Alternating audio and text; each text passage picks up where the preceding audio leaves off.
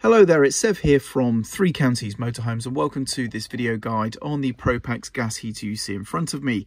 It's a very simple and easy unit to use and I'll be showing you how to do so in the video today. But if you do have any more detailed questions regarding use or troubleshooting, please speak to your handover specialist or you can refer to any manuals that your vehicles have been supplied with.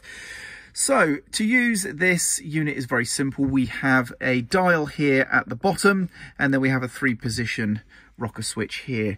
Now the gas heater comprises a gas burner that's going to generate heat, and then there is a 12-volt powered fan that will then blow that into the vehicle, and this requires both gas of course and 12-volt power, so that's either going to be from a leisure battery or similar.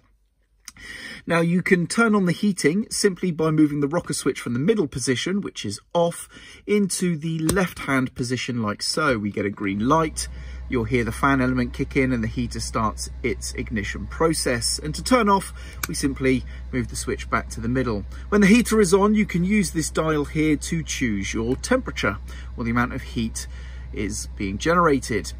Now if you turn to the right hand position, you get the green light to show it's on as well, but this is just the fan element on its own, so it's not going to be cooling down, but it's also not going to be heating up either. It's just circulating ambient air, which can be useful on a hot still day, and it's really as easy as that.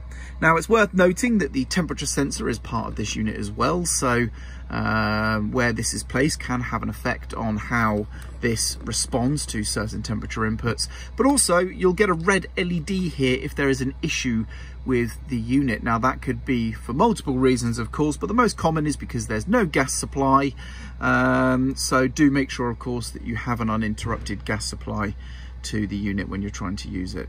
But there we go, that's how you use the Propex gas heater. I'm Sev, I hope you found this video useful and thank you very much for watching.